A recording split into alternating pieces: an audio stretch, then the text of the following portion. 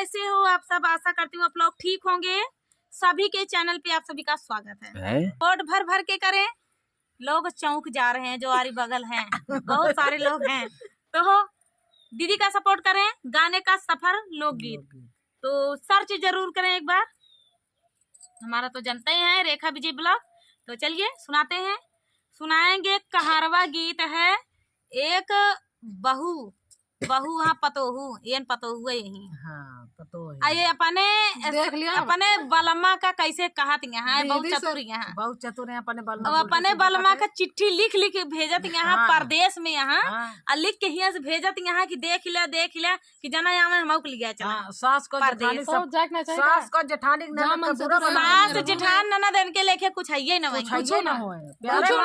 देख ले जहाँ आदमी हुई मेरा रो तब देख ले इनके परदेश में यहाँ।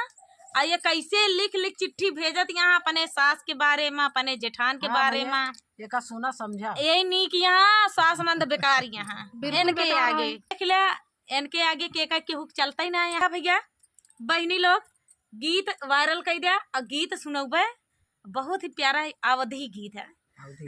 अवधि गीत चुटकुल्ला सोहर का चुटकुल्ला कहरवा नाच गीत ना, जब औरतें नाचती हैं तब गाया जाता है। लिख लिख चिट्ठी चिट्ठिया लिख के तो का भेजबाई पढ़तैया बालमा, चिट्ठिया लिख के तो का भेजबाई पढ़तैया बालमा।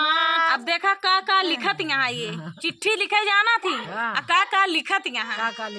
अरे अपन माया काई करानिया तानी का सुनिला बालमा, अपने माया काई करानिया तानी का सुनिला। अरे माया माया निया है अम्मा का करानिया तानी सुनिला बालमा। अरे अपनी अम्मा काई करानिया तानी का सुनिला बालमा, अपने अम्मा काई करानिया तानी का सुनिला बालमा। घूम टोलवाया पड़ोसिया झगड़ा ठानाई बालमा, घूम टोलया पड़ोसिया झगड़ा ठानाई बालमा। चिट्ठिया लिख के तो का भेजबाई पढ़तैया बालमा, चिट्ठिया लिख के तो का भेजबाई पढ़तैया बालमा। सास के बारे में यह तारा लिखत यहाँ। अब पढ़ी लिखी यहाँ भाई लिख देबे करिए। अब सास पतो थोड़ी जानती हैं, सास वो थोड़ी जानती हैं का लिखत जेठानी के बारे में। अब जेठानी के बारे में का, अब जेठानी के बारे में देखा का लिखत यहाँ ये। अरे अपने भौजी काई करानिया तानी का सुनिला बालमा, अपने भौजी काई करानिया। हमका भौजी बनावत यहाँ ताई देख लिया तो देखा जा भैया केहू खराब नहीं रहता, लेकिन अब का करे खराब बना देती यहाँ केहू का करे। अरे अपने भौजी काई करानिया तानी का सुनिला बालमा, अपने भौजी काई करानिया तानी का सुनिला बालमा। वो खाई खाई मोटानी बोलिया बोलाई बालमा, वो तो खाई खाई मोटानी बोलिया बोलाई बालमा। चिट्ठिया लिख के तो का भेजबाई पढ़तैया बालमा, चिट्ठिया लिख के तो का भेजबाई पढ़तैया बालमा। बना के खियाबो भाई तानो मार दी भौजाई का। तब का जेठानी है, बतावा जेठानी कदर ही नहीं है इनका।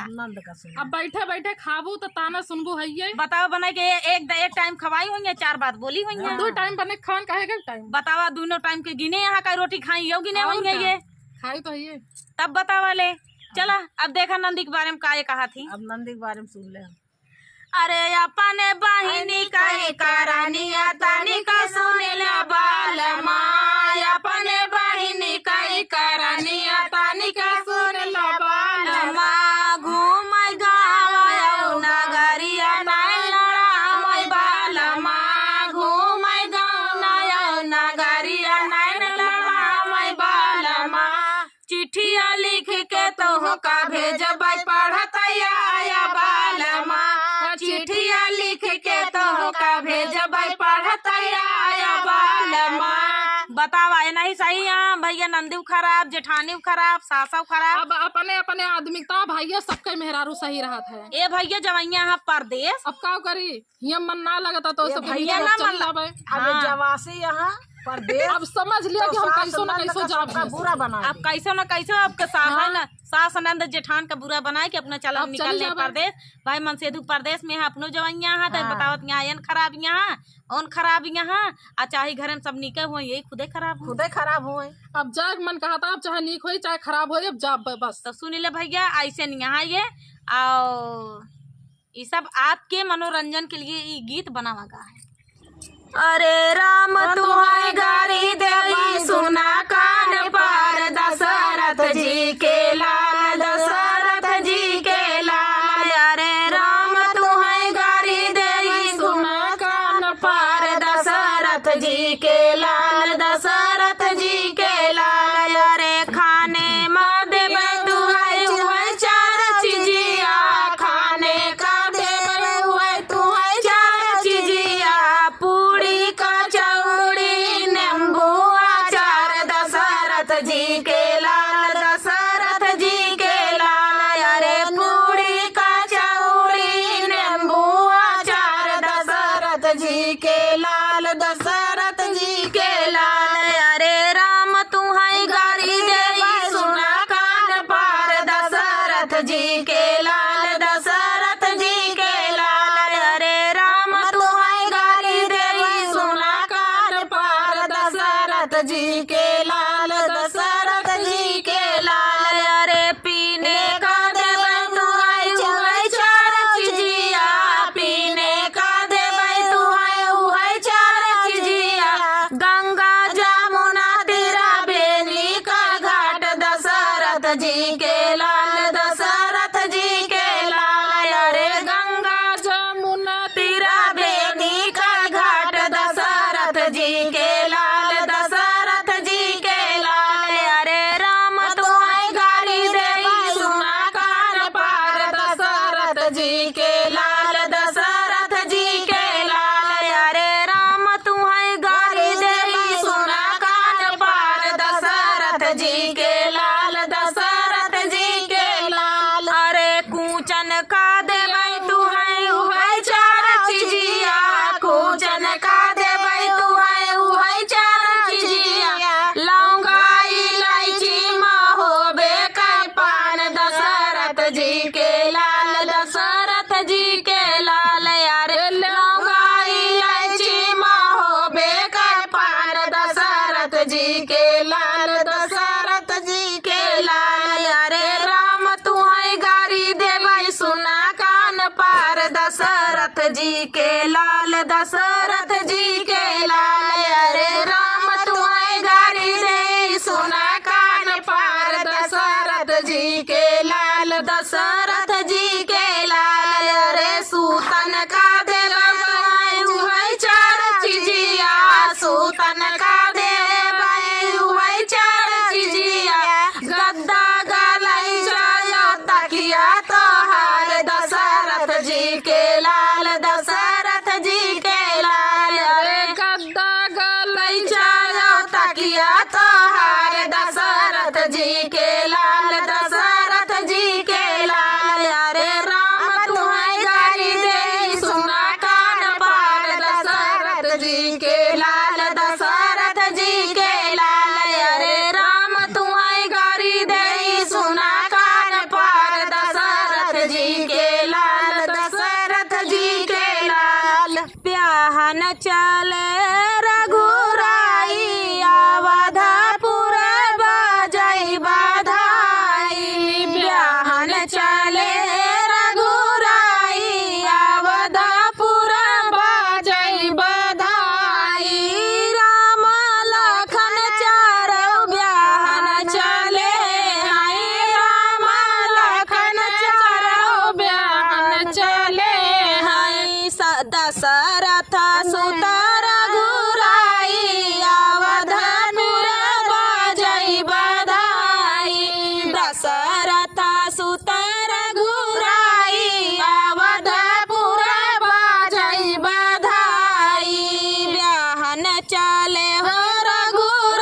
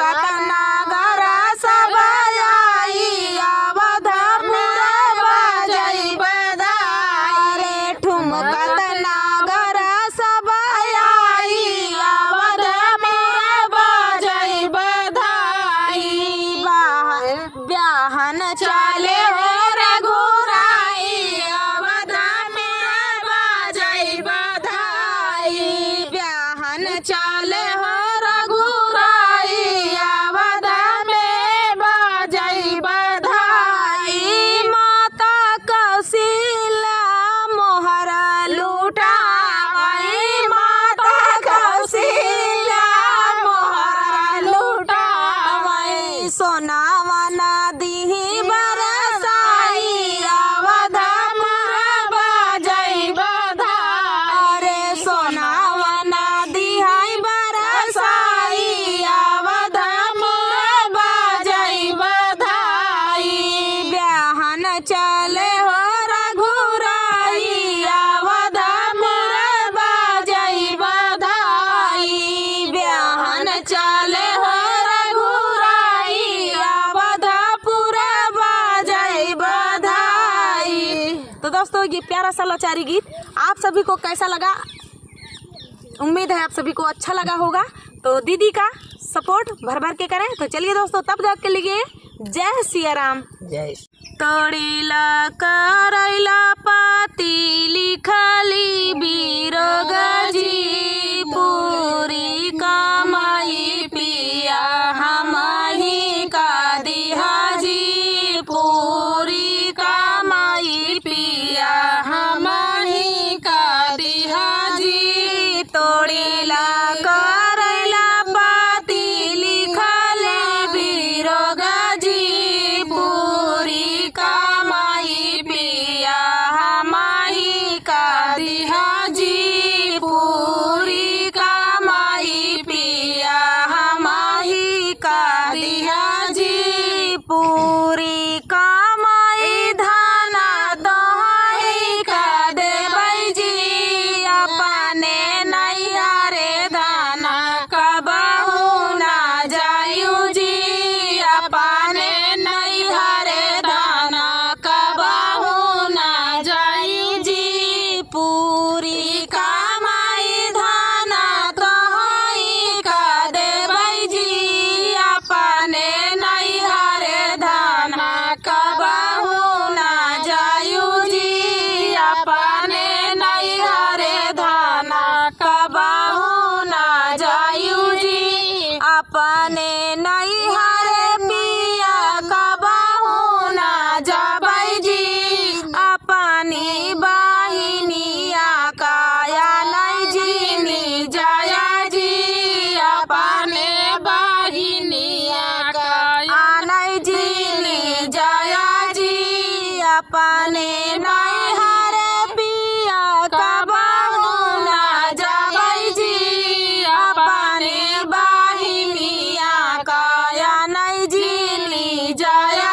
जी अपने बहिनिया काया नहीं जीनी जाया जी अपनी बहिनिया काया नहीं जाबई जी पड़ला भायना के बिया हवा माँ जाबई जी पड़ला भायना के बिया हवा माँ जाबई जी अपनी बहिनिया काया नहीं जाबई जी पड़ला भायना के बिया हवा माँ जाबई जी पड़ला भायना के बिया हवा माँ जाबई जी अपने नैहरे पिया कबहू ना जाबई जी भइला भतीजा के मुड़ना माँ जाबई जी भइला भतीजा के मुड़ना माँ जाबई जी होई है